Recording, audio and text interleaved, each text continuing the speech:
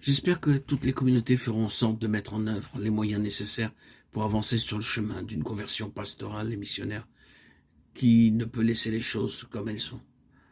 Ce n'est pas d'une simple administration dont nous avons besoin. Constituons-nous dans toutes les régions de la terre en un état permanent de mission. Il nous faut élargir l'appel au renouveau pour exprimer avec force aux individus, pas seulement aux individus, mais à l'Église entière. Rappelons-nous ce texte mémorable qui n'a pas perdu sa force interpellante. L'heure sonne pour l'Église d'approfondir la conscience qu'elle a d'elle-même, de méditer sur le mystère qui est le sien.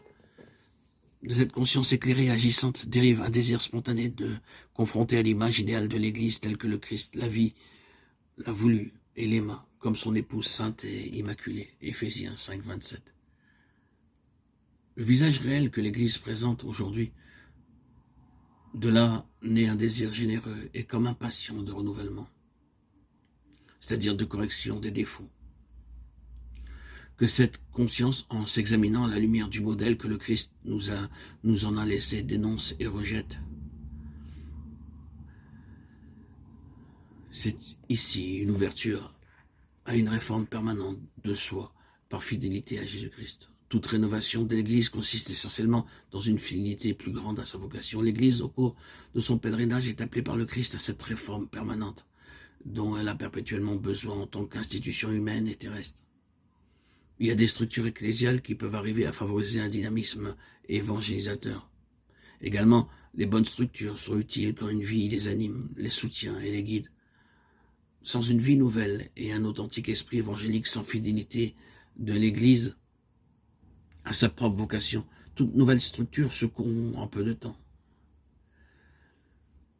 J'imagine un choix missionnaire capable de transformer toute chose afin que les habitudes, les styles, les horaires, le langage et toute structure ecclésiale deviennent un canal adéquat pour l'évangélisation du monde actuel, plus que pour l'autopréservation.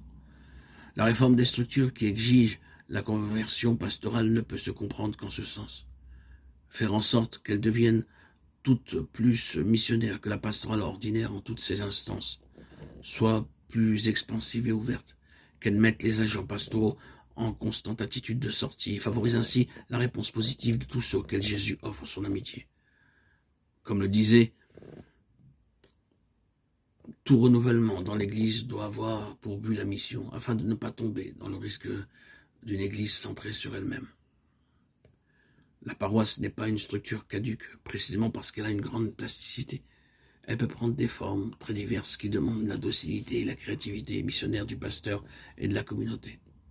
Même si certainement elle n'est pas l'unique institution évangélisatrice, si elle est capable de se réformer et de s'adapter constamment, elle continuera à être l'Église elle-même qui vit au milieu des maisons de ses fils et de ses filles. Cela suppose que réellement elle soit en contact avec les familles et avec la vie du peuple et ne devienne pas une structure prolixe, séparée des gens, ou un groupe d'élus qui se regardent eux-mêmes.